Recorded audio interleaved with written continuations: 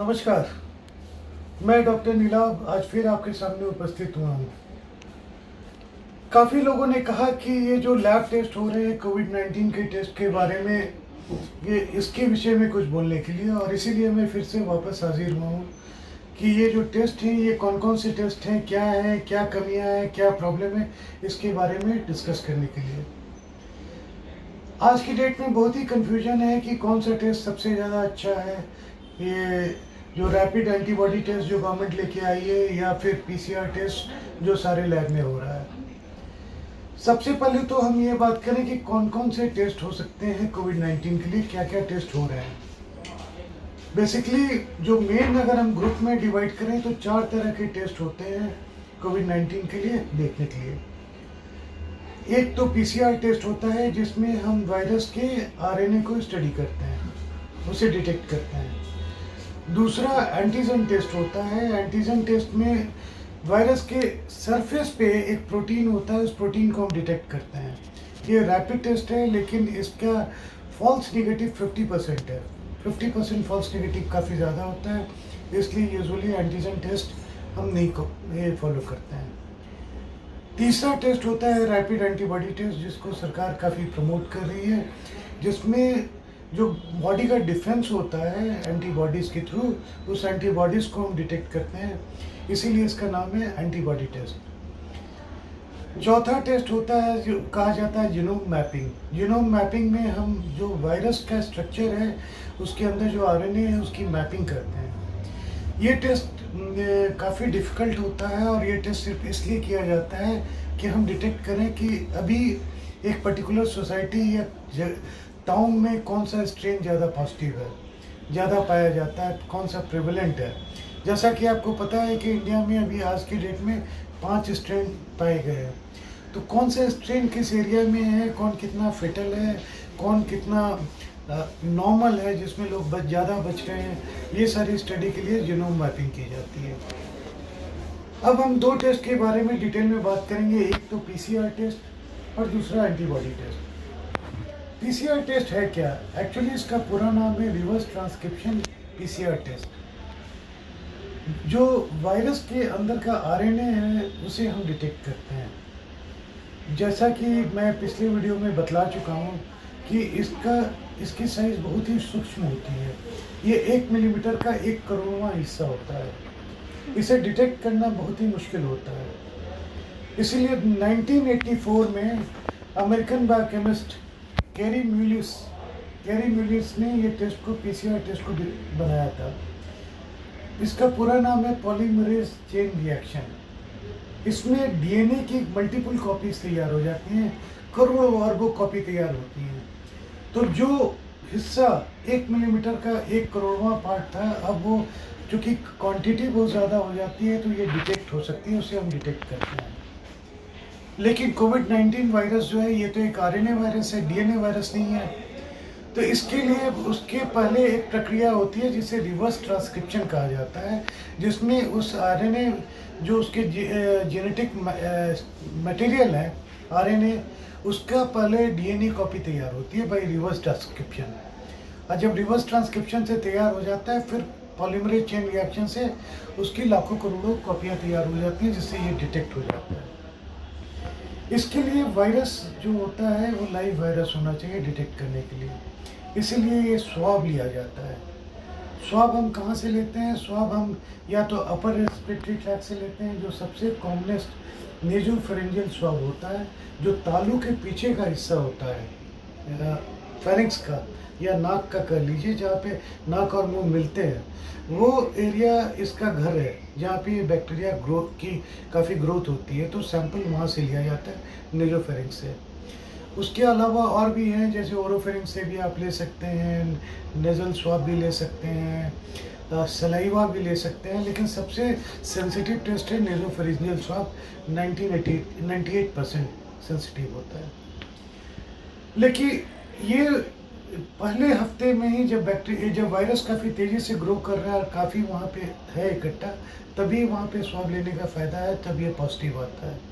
एक हफ्ते के बाद अगर ये लंग्स में चला गया है तो हो सकता है कि नेजोफेरिंक्स से आप जो सैंपल ले रहे हैं उससे निगेटिव आ जाए, टेस्ट आपका निगेटिव हो। तो उसके लिए उस टाइम में हम लंग्स का सेक्रेशन या लोअर रेस्पिरेटरी ट्रैक का सेक्रेशन लेते हैं, जिसके लिए बलगम यूज़ कर सकते हैं आप। बलगम से वो या फिर ट्रैकिया गैस से कलेक्शन सक्शन ट्यूब से लिया जाए, या ब्रोंकोएल्वियोलर लवाज कहा जाता है, वो लिया जाए, जो काफ़ी रिस्की होता है जो सैंपल लेते हैं उनके लिए। जब हम टेस्ट की बात करते हैं तो दो टर्म आते हैं, एक कहा जाता है टेस्ट की सेंसिटिविटी और दूसरी कही जाती है टेस्ट की स्पेसिफिसिटी। सेंसिटिविटी का मतलब होता है कि वो टेस्ट कितना सेंसिटिव है कि वो उस पॉजिटिव केस है जिसमें वो वायरस हो या कोई भी चीज़ हो उसे वो डिटेक्ट कर सके। जो डिटेक्ट करने की एबिलिटी जितनी ज़्यादा होती है उतना ही वो सेंसिटिव होता है। दूसरी चीज़ होती है स्पेसिफिसिटी।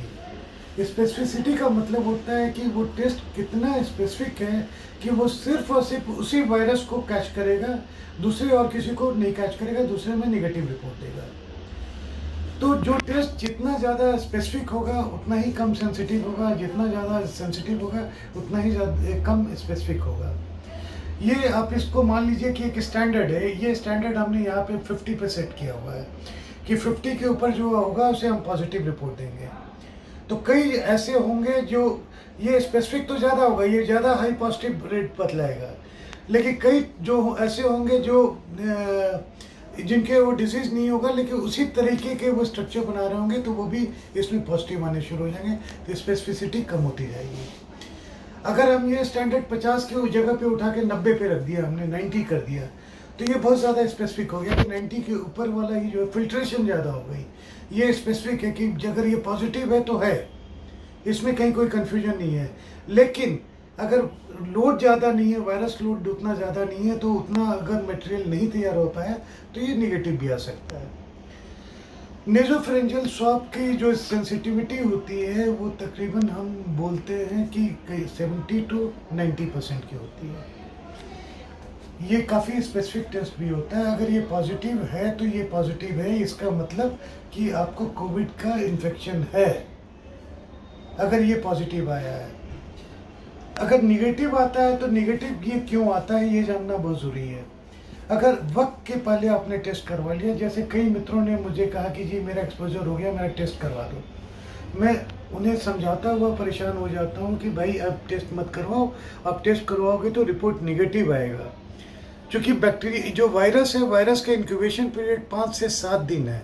अगर आपने टेस्ट करवाना भी हो तो 5-6 दिनों के बाद टेस्ट करवाइए, वरना ये जो है निगेटिव टेस्ट आएगा। तो एक अगर वक्त के पहले किया गया हो तो ये टेस्ट निगेटिव हो सकता है। अगर सैंपल ठीक से कलेक्शन नहीं की गई है, अगर नाक से ही ले लिया, नेजोफेरिंक्स तक नहीं पहुंचा स्वाब, तब भी ये टेस्ट निगेटिव आ सकता है। अगर आपको इन्फेक्शन तो है लेकिन वायरस का डोज बहुत लो है, तो लो वायरल डोज में भी ये निगेटिव हो सकता है। कुछ डेटा है कि अगर इन्फेक्शन जब आप इन्फेक्ट हुए हैं 4 दिन के अंदर आप टेस्ट करवाते हैं तो 67% चांसेस है कि आपकी टेस्ट की रिपोर्ट निगेटिव आएगी। जब सिम्टम आपको शुरू हो गए, यानी आपको बुखार है, सोर थ्रोट है, तो 38% चांसेस ही रहेगा कि आपका टेस्ट निगेटिव आएगी, यानी 62% चांसेस है कि आपका पॉजिटिव टेस्ट आएगा। वही अगर 7 से 8 दिन के बाद आपने अपना टेस्ट करवाया तो उस टाइम तक वायरस काफ़ी ज़्यादा मल्टीप्लाई कर चुका है, तो स्वाब में वायरस के आने के चांसेस बहुत ज़्यादा होते हैं, तो सिर्फ 20% चांस होते हैं निगेटिव होने के। तो पीसीआर टेस्ट में मैं फिर वापस क्लियर करना चाहता हूँ कि अगर पीसीआर टेस्ट आपका पॉजिटिव आया है तो इसका मतलब कि आपको कोविड-19 इन्फेक्शन है। अगर आपको वो टेस्ट निगेटिव आया है तो 30% चांसेस अभी भी है कि आपको कोविड-19 हो और वो टेस्ट निगेटिव आया हो, तो उसमें फिर 3 से 4 दिन के बाद टेस्ट दोबारा रिपीट करवाया जाता है। अगर उसके बाद भी आपको शक है, सीटी स्कैन में कुछ फाइंडिंग है जो कोविड-19 की फाइंडिंग है, तो फिर ब्रोंकोएल्वियोलर लवाज में टेस्ट किया जाता है, फिर ये टेस्ट पॉजिटिव आता है। ड्रोस्टन ने एक फिगर दिया है कि फर्स्ट वीक में जो थ्रोट स्वाब है, जो नेजोफेरिंक्स का स्वाब है, वो पॉजिटिव होता है। सेकेंड वीक के बाद से जो आपका बलगम है या जो जो बाल में कर रहा हूँ ब्रोंको अल्वेओलार लवाज या ट्रैकिया से अपने वॉश करके जो फ्लूइड लिया है उसमें पॉजिटिव होने के चांसेस ज़्यादा है। तो यदि समय से पहले आपने टेस्ट किया या एक भी 7-8 दिनों के बाद टेस्ट किया तो आपके टेस्ट की रिपोर्ट निगेटिव हो सकती है, लेकिन तो भी आप में इन्फेक्शन हो सकता है कि आप इन्फेक्टेड हो और इन्फेक्शन आप स्प्रेड कर रहे हो। अब दूसरा टेस्ट होता है एंटीबॉडी टेस्ट, जिसको आज की डेट में गवर्नमेंट काफ़ी प्रमोट कर रही है। एंटीबॉडी टेस्ट क्या होता है, इसके लिए ये जानने के लिए ये ज़रूरी है कि एंटीबॉडीज़ क्या है। बॉडी का डिफेंस मैकेनिज्म होता है। बॉडी जब किसी भी इन्फेक्शन से फाइट करती है तो लिम्फोसाइट्स होते हैं जो बॉडी की आर्मी होती है। तो जैसे इन्फेंट्री होती है जो खुद जाके हाथ से लड़ते हैं, बंदूक से लड़ते हैं, वो होता है टी लिम्फोसाइट्स, वो जाके उससे लड़के उसे मारता है। और दूसरे होते हैं बी लिम्फोसाइट्स। बी लिम्फोसाइट्स वो होते हैं जो दूर पे खड़े होते हैं और वहाँ से वो मिसाइल छोड़ते हैं। वो लिम्फोसाइट्स वो जो है उसे हम एंटीबॉडीज़ कहते हैं कि वो मिसाइल बना रहे हैं, गोलियां दाग रहे हैं, तोप दाग रहे हैं। तो वो कई तरह के होते हैं। IgA होता है, इम्यूनोग्लोबुलिन्स जो हम कहते हैं, IgA, IgB, IgG, IgA-M, कई तरह के होते हैं। नॉर्मली IgA और IgM ये इमीडिएट एक्शन का है कि जैसे आपकी बॉर्डर पे लड़ाई हुई तो जिस सेना ने तुरंत लड़ाई करी वो होता है IgM।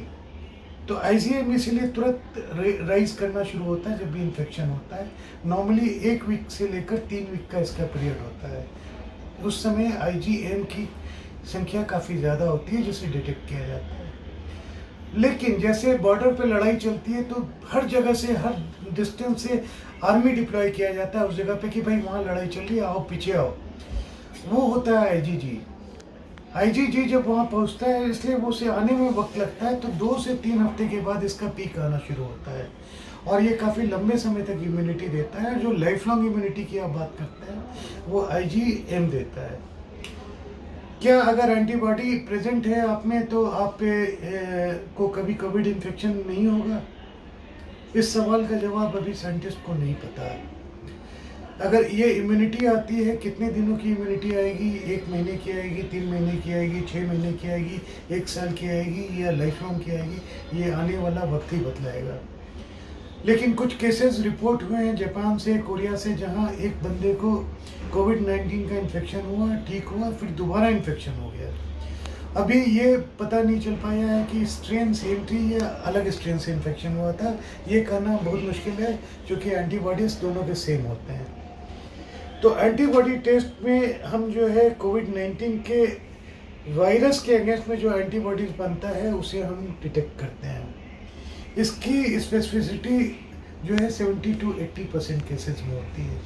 एक्टिव केसेस में ये हमेशा निगेटिव रिपोर्ट देगा क्योंकि उस समय एंटीबॉडीज़ नहीं बने होते हैं। तो अगर आपको अभी इन्फेक्शन हुआ, 7 दिन 8 दिन है, आपको काफ़ी सिम्टम है, सोर थ्रोट है, बुखार आ रहा है, उस टाइम में आप टेस्ट करवाएंगे तो ये रिपोर्टें एंटीबॉडी टेस्ट गलत आएगी। वैसे ICMR ने जो क्लेम किया है वो क्लेम किया है कि जो हमारी किट है यहाँ की वो 100% स्पेसिफिक और 98% सेंसिटिव है। यानी कि अगर ये टेस्ट पॉजिटिव है तो 100% श्योर है कि आपको कोविड का इन्फेक्शन हो चुका है। और अगर आपको कोविड का इन्फेक्शन हुआ तो 100 में 98 बार ये टेस्ट पॉजिटिव आएगा। लेकिन ये सिर्फ यही बतलाता है कि आपको इन्फेक्शन हो चुका है, इसका यही रोल है। ये कौन इन्फेक्ट हुआ है, कौन नहीं इन्फेक्ट हुआ है, इसका ये सिर्फ यही बताता है, इसके अलावा कुछ नहीं बताता है। एक्टिव डिजीज़ के डायग्नोसिस में इम्पॉर्टेंट नहीं होता है। तो इसका रोल कहाँ है? इसका रोल है जब कोई पैंडेमिक या एपिडेमिक चल रहा होता है तो उसकी मॉनिटरिंग में, उसकी सर्विलेंस में। अगर मान लीजिए किसी एरिया में, किसी बस्ती में ये या किसी कॉलोनी में काफ़ी मरीज़ निकल रहे हैं, 20 से 30 मरीज़ निकल रहे हैं, तब इस टेस्ट का रोल होता है। रैपिड एंटीबॉडी टेस्ट हम करते हैं जिससे ये हम देखते हैं कि वहाँ कितने लोगों में एंटीबॉडीज़ पॉजिटिव है, कितने लोग वहाँ ऑलरेडी इन्फेक्ट हो चुके हैं। इसीलिए इसका रोल जो है हर्ड इम्यूनिटी में भी होता है और इसे सीरो सर्विलियंस कहा जाता है क्योंकि ये ब्लड टेस्ट है। तो सीरम जो है ये ब्लड का एक हिस्सा होता है। तो ये सर्विलियंस मॉनिटरिंग के काम में होता है जो ये इन्फेक्शन के स्प्रेड के बारे में बतलाता है। इसमें एक जो और साइड इफ़ेक्ट होता है कि कई IgM जो डिफरेंट कोरोना वायरस के जो ग्रुप है वायरस का काफ़ी बड़ा है, जिसमें कई वायरसेस आते हैं, इसमें भी कोविड-19 एक है। कई स्ट्रक्चर मिलते जुलते हैं, तो जो एंटीबॉडीज़ बनते हैं वो कई इन्फेक्शन के एक जैसे ही होते हैं, तो ये दूसरे इन्फेक्शन के आईजीएम को भी गलत डायग्नोज कर देता है, आप पॉजिटिव रिपोर्ट आ जाती है। तो एक इस टेस्ट का ड्रॉबैक ये भी है। ये एक तो एंटीबॉडी टेस्ट हो गया जब हम इसकी बात करते हैं, एक इसी में ये जो टेस्ट होता है एलाइजा टेस्ट कहा जाता है, एलाइजा टेस्ट से होता है। वैसे ही एक CLI टेस्ट होता है, और तीसरा जो इसमें टेस्ट होता है उसे कहा जाता है lateral flow assay. Lateral flow assay is again an antibody test. Lateral flow assay में क्या होता है कि हर चीज़ की एक पहचान होती है, कुछ एक सिग्नेचर होता है, कुछ एक मार्क होता है। तो इसके जो बायोलॉजिकल मार्क होते हैं इस वायरस को, उसे हम डिटेक्ट करते हैं। बायोलॉजिकल मार्क को ऐसे आप समझें कि अगर हम किसी हीरो की बात करें जो हमेशा सफ़ेद कपड़े पहनता था, सफ़ेद जूते पहनता था, तो आपके मन में हमेशा जितेंद्र का नाम आएगा, because that was his signature dress. वैसे ही हर बैक्टीरिया एक वायरस का कुछ सिग्नेचर होता है जिसे हम बायोलॉजिकल मार्कर कहते हैं। ये डिटेक्ट करने बहुत आसान होते हैं, 10 से 15 मिनट में टेस्ट की रिपोर्ट आ जाती है। It's a very rapid test. तो इस टेस्ट का कहाँ पे यूज़ आएगा इस टेस्ट का, चूँकि अब लॉकडाउन हट रहा है। जब लॉकडाउन हट रहा है तो ये टेस्ट का काफ़ी ज़्यादा रोल आएगा। इसी टेस्ट में एक टेस्ट है जो नया लॉन्च हुआ है, जिसे कहा जाता है gold nano rod technology. Gold nano rod technology की ज़रूरत पड़ेगी, जो 10 से 15 मिनट में रिपोर्ट आएगी जब कोई पेशेंट क्वारंटाइन में गया है या हॉस्पिटल में गया है, उसका डिजीज़ फ्री हुआ है या नहीं, ये देखने के लिए हम इसे यूज़ कर सकते हैं क्वारंटाइन से निकलने के पहले। जब कोई क्लोज स्पेस में लोग जा रहे हैं और आपको पता नहीं है कि उसमें कोई कोविड का पेशेंट है या नहीं है, तो उन्हें डिटेक्ट करने के लिए ये टेस्ट होता है। जैसे जो इंटरनेशनल फ़्लाइटें जब शुरू होंगी तो हो सकता है ये टेस्ट हर इंसान की की जाए, जिससे ये पता चले कि उसमें से कोई कोविड पेशेंट तो नहीं जा रहा है। तो ये एंटीबॉडी टेस्ट के ड्रॉबैक्स हैं और एडवांटेजेस हैं। वैसे PCR के टेस्ट की मैंने बात करी। आज के लिए बस इतना ही। नमस्कार।